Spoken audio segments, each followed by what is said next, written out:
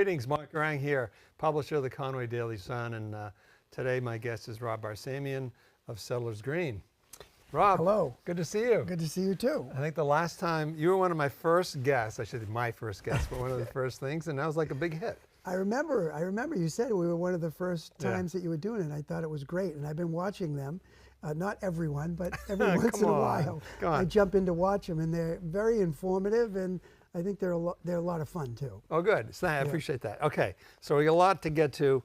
So the road, it failed again this year, and it actually lost by more votes than last year. So what do you count for that? You know, I was trying to figure it out because I think maybe part of it maybe is messaging. Maybe we didn't get the right message across.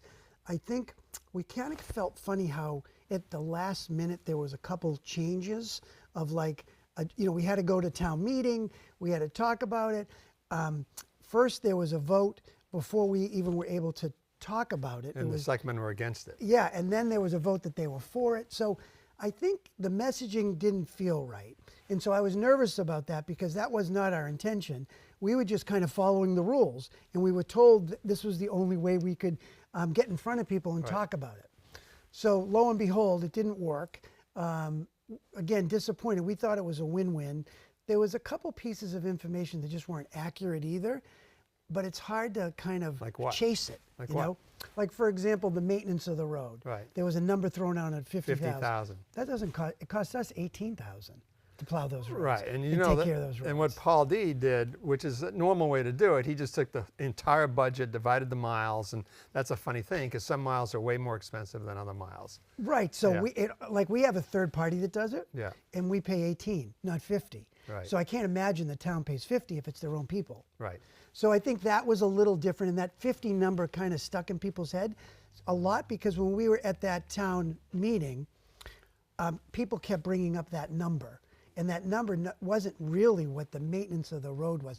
It is something, but it wasn't 50. Right. So that was a little bit quirky, and I didn't really have the opportunity to correct that as much as I wanted. I don't know if it would have mattered or not. And then the other thing that I kept getting lost is, it's not like we're not paying the taxes for them to plow the roads today. Yeah, you pay a lot of taxes. We pay that.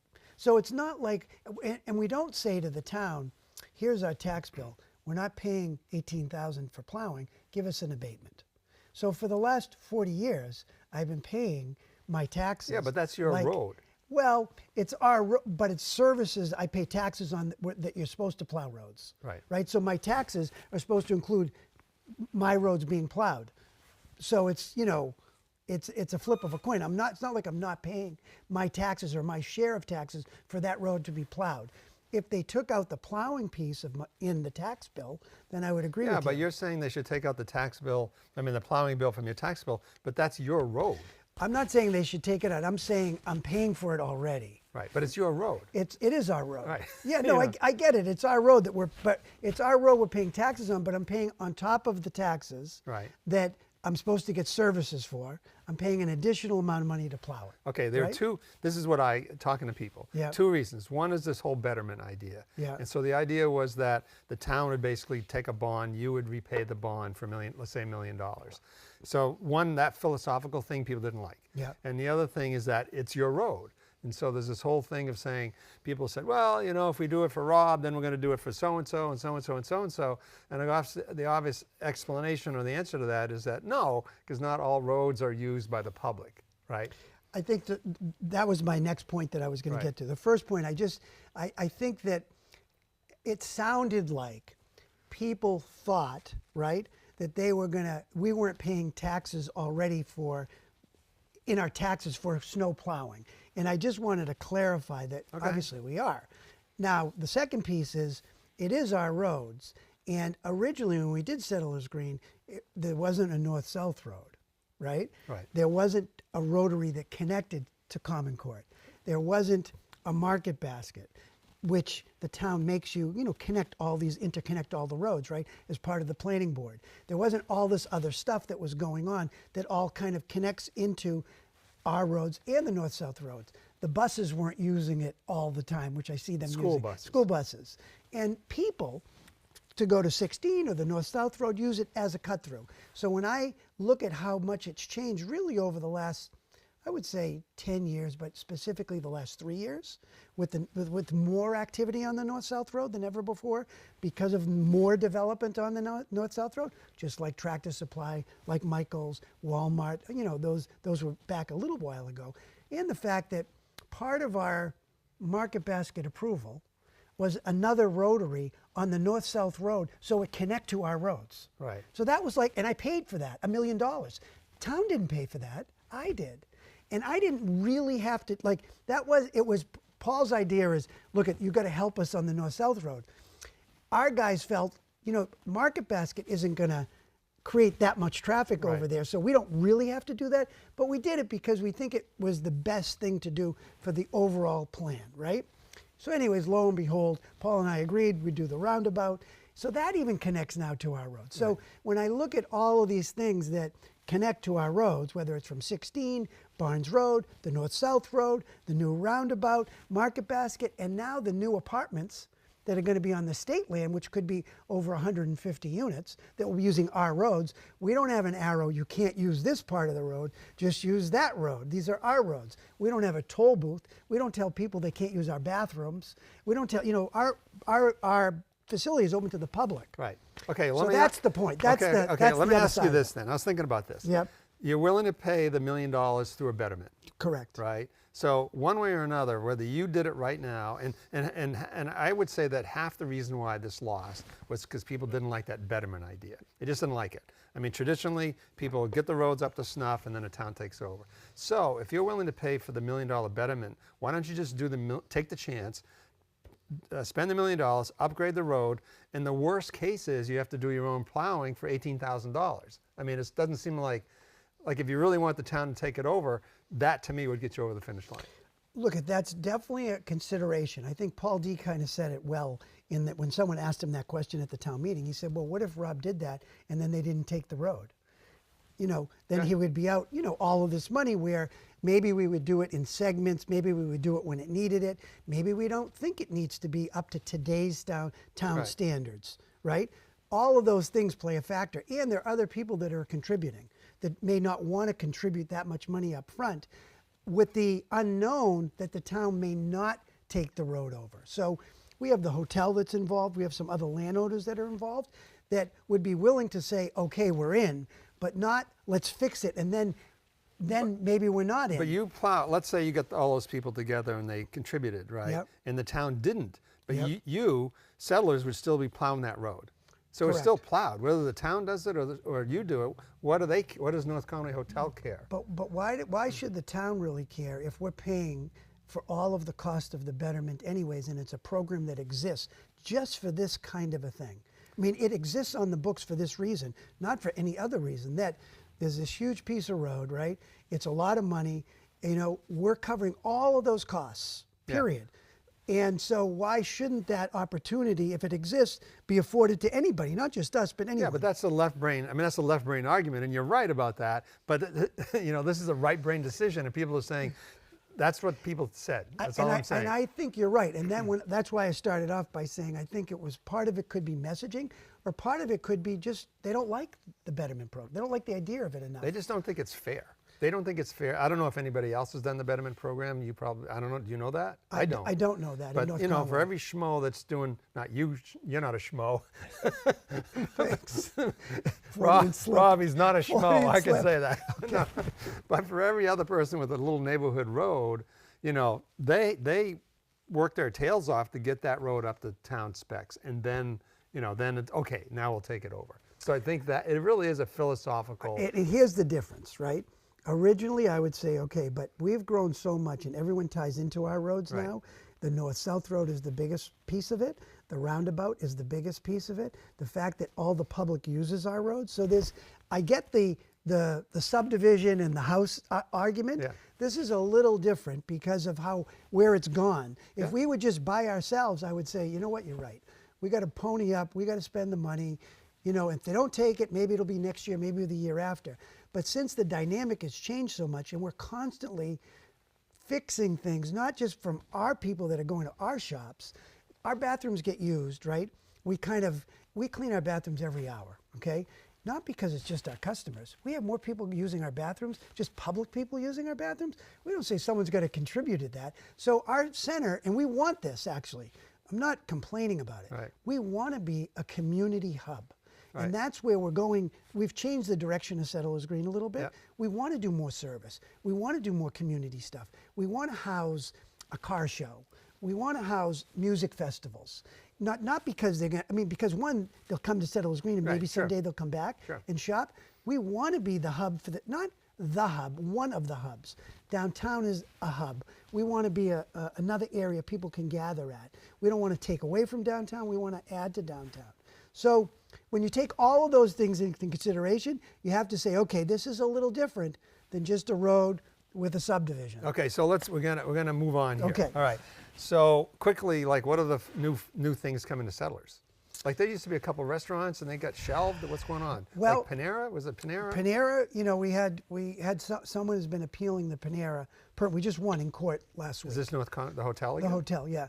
They would, you know, they had a number of arguments, Okay. but the main argument was that people going to Panera would be using their parking in front of the hotel, Right. which is 2 football fields away. So they didn't win that argument. We won that argument in court just last week. So now they have the right to appeal it. You know, if they appeal it, they appeal it. I think we'll be successful at that. And eventually, if we'll build a Panera. But we have to wait for that process to get over. And that with. Panera is going to be like a kind of where the Met is. In front of the Met, front next of to the Met. Barley and Salt. Okay, so kind of at the side of Barley and Salt, in front of the right, Met. it's at that little parking lot. Right Little there. parking lot there. All right, so that's going to happen. Going to happen. We're psyched about it. They're psyched about it. You know, it took us a long time to get Panera excited to come here. Finally got them, and we had this little hang up. But you know, we'll get through it, and we'll. What do you estimate as the time?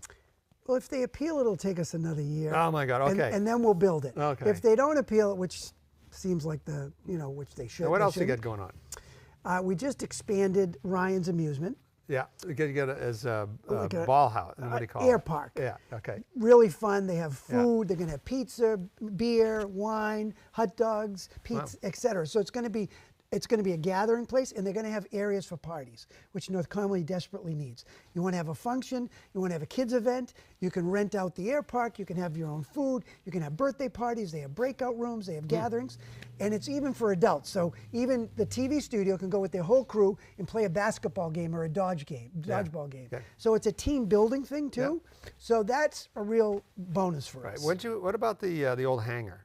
What's in that? Is there anything in that right So now? right now there's nothing in the Okay. hangar.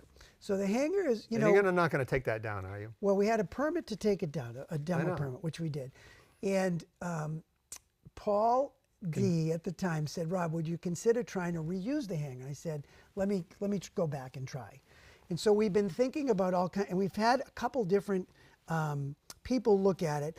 And the problem is, for just a straight retailer, it's a little goofy, right? It has the round roof. it Okay, has and just all the so people, structures. so viewers can know, the old hangar, because this is like old school stuff. But Old school. when you go in the main entrance, it's right to the left, and of course the whole Settlers was an airport, Wiley Ave back in the early '80s before Settlers. Okay, just wanted to get that in.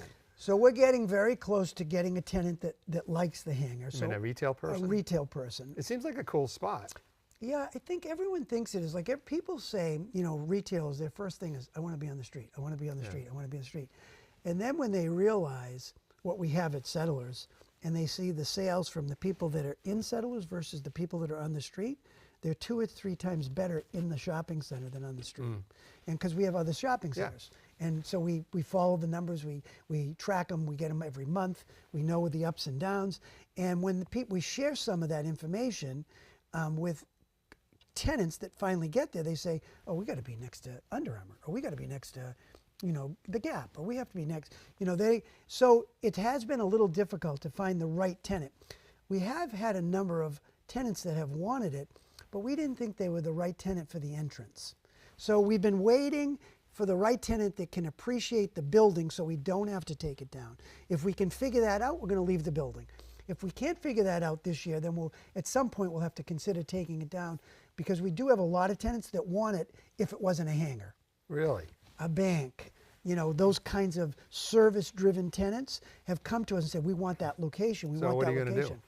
We're going to try to make it work with the hangar. All right. We're going to do our best to do it, and if we just can't do it, then we'll go to plan 2. All right. So what are any other interesting stuff going on? I mean, I think there was something on the, what else was in the, oh, the sign ordinance. What about the mural thing?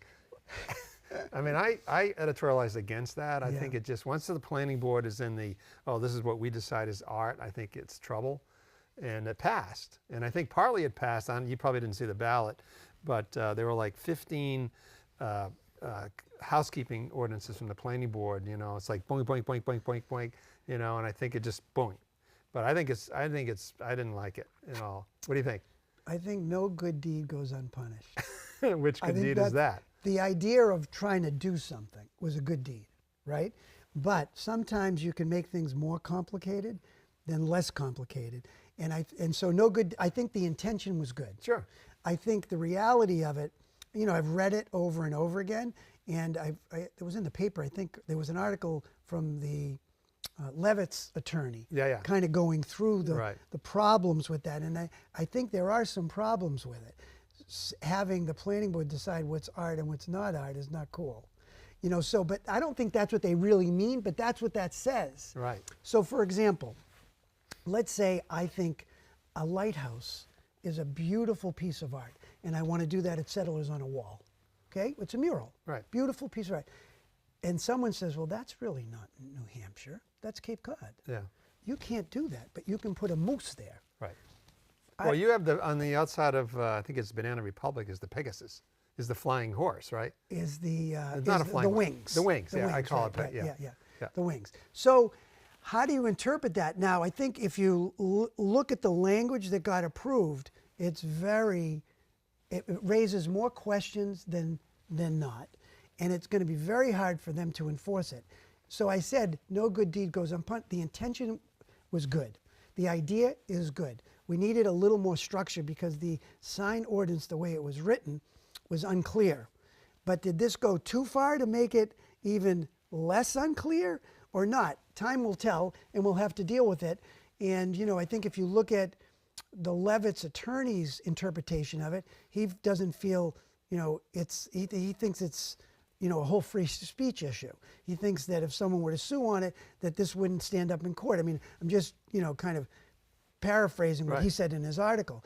I'm not sure I believe all of that, but it does make us pause and say, okay, what does it really mean? Yeah. How do we interpret it? If we wanted to do something, what do we have to do? Do we tell the artist you can't be creative and you have to stay in this lane only? So there's a lot of those kinds of issues. I think that a lot of those things will go away, but I think there are going to be some problems with it that we'll have to just work out. And the planning board seems reasonable in their approach. At least that's what they were saying, because I went to one of those meetings and I complained a little bit about how it was written, and and really what they were saying is, look, even though it says that, that's really not what we mean. You know, so yeah. And the planning board does a great job, and believe me, anything I say, I couch it by saying they've been very progressive, and they're working on a master plan and trying to do a lot. But I will say, it just seemed like, because the Levitt situation wasn't so much about a mural, it was just whether it's a sign, right? And it seems like they could have said, oh, you can have a mural, whatever, however you define it, as long as it doesn't have a commercial component to it. You know, and maybe, and with the wings, you can't put shoes in it or something. Right. You know, that just seemed like that's simple. I mean, I was just my son is in Greenville, South Carolina, and it's a really surprisingly nice little city, and they get murals on some of the old buildings. It's not 25% of the facade, it's the whole wall, you know, and it's just kind of cool looking. Well, they have that in Keene, New Hampshire. The murals? They have a whole mural section that's dynamite. It's on the whole wall. They have it in Portland now. They have it in Portsmouth. Everyone's doing it. They have it in Lynnfield, Mass. They just did what we did at Settlers with the wings and Welcome to North Conway and the mural of North Conway. They're doing that in Lynnfield and Derby Street. They're doing the same exact thing. They're basically doing a mural of art, and they're hiring these artists to come in, and they're doing something really pretty. And it is cool if it's done right. Yeah. I mean, one thing that's kind of interesting, except Settlers probably has more walls than anybody. Like, where would they go? Right. They don't have those old, you know, it's like in Portland, it's like a 3-story old mill building or something, you know, and they put a beautiful mural on it. We just don't have those here. We don't. All right. Yeah. So what's the future of retailing? The last time we spoke, which was probably last fall, you talked about this and how, you know, it's going to be more experiential type of shopping. Is that Yeah, I think that's where we're going. You know, we did an Aspen Dental next to Chipotle, more service, right? Yeah. So it's service and experience. Service, more maybe more restaurants. We're seeing more restaurants pop up, Yeah. right? Because that's, you know, what people are gravitating to. The restaurant numbers out of North Conway are still very, very strong. It seems like we don't have enough restaurants at times, and then, you know, because there's no place to eat certain Right. days of the Yeah. week, right? So that wherever there's a need, it seems that's where the growth goes. It takes time, but it gets there. So I see a need more in service, which we're going into, a little more entertainment, like we did at Ryan's with the air Yeah. park, and then a little more personal service, right?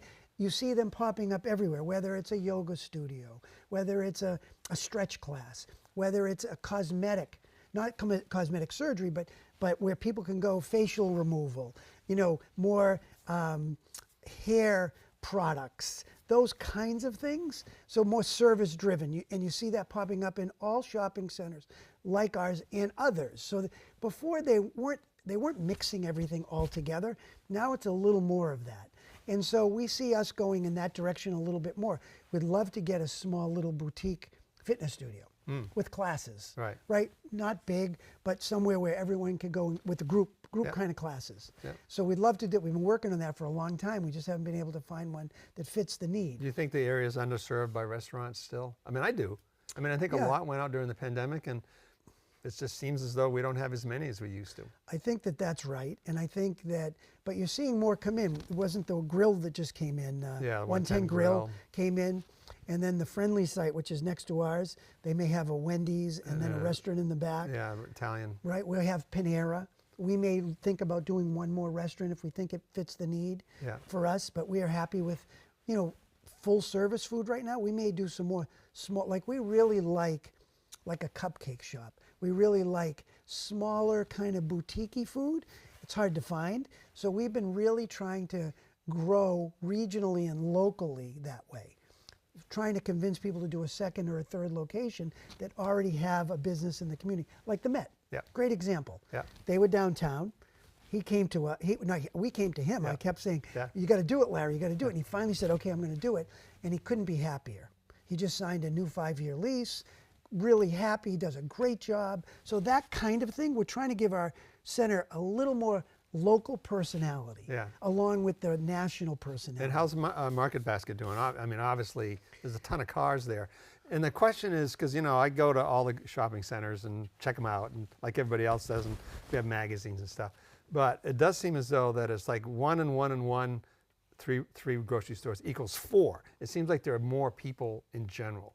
I mean, does Market Basket have numbers that it's drawing people that didn't shop here before? We believe that's true. So Market Basket is doing better than what their anticipation is. Really? Yeah, and so we think that Market Basket alone, you know, I don't want to get too ahead of my skis, but we'll probably bring in another 700,000 to 800,000 people this year just to go to Market Basket. Wow. It's huge, huge numbers.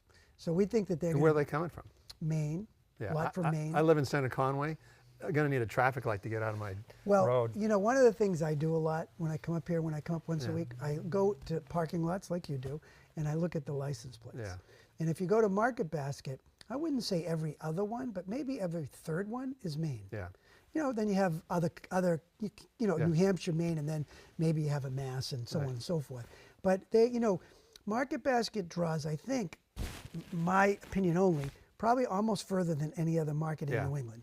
And so when you look at where they are, they're in Maine, they're in Rochester, halfway to Maine, halfway to Portland, Yeah. where they're not in Portland, then Westbrook, halfway to Westbrook, Yeah. halfway to Rochester. Yeah. Because the opening day, there were people that were halfway to Rochester said, "I usually go to Rochester, but I'm never going there again," even though they Yeah. were kind of like right on the border. Yeah. You know, so I think that's the circle now that they're drawing from. And then everyone's going to have to up their game. I know that everyone is. The markets will have to, you know, change their style a little bit. Maybe they do more delivery. Maybe they do something different that Market Basket Everybody doesn't do. says, and I shop at Shaw's. I'm an old timer, and of course it's nice to go in there because one reason I go is because I know I don't have to talk to anybody. Like there's nobody there, you know. But you think it can support Shaw's too? Like You what know, happens? Do these shopping centers, those grocery stores ever shut down? I think eventually, there are times when supermarkets go next to supermarkets, and maybe there's 2 or 3 of them, and one will leave the marketplace, and then that will become something else, like a Home Depot, like a Lowe's, like what was the mall? I forget what was at the end of the mall where Lowe's went, but there was a department store or something. Well, Was it J.C. a Penney was Kmart, on the was other. it? Or No, Kmart. Was it Kmart? No, there? Kmart was J.C. Penney's. There was J.C. Penney on one side, and Kmart was in there too. So it happens. That recycling will happen. But do you think Shaw's is going to make it? I don't know what their model or business plan is overall. I think that they're going to have to change a little bit of their philosophy about pricing, probably, because everyone says that Shaw's is just a little higher. Yeah. And so maybe that's a way that they can do better. So I don't have a crystal ball, but I think they're going to have to compete harder to stay with it. Yeah. All right. So Rob, we're going to consider this episode 1. Okay. And we're going to take a 30-second break, and we're going to say goodbye, and then we're going to come back with episode 2. All right? Perfect. Okay. So let's just hold on for 1 second.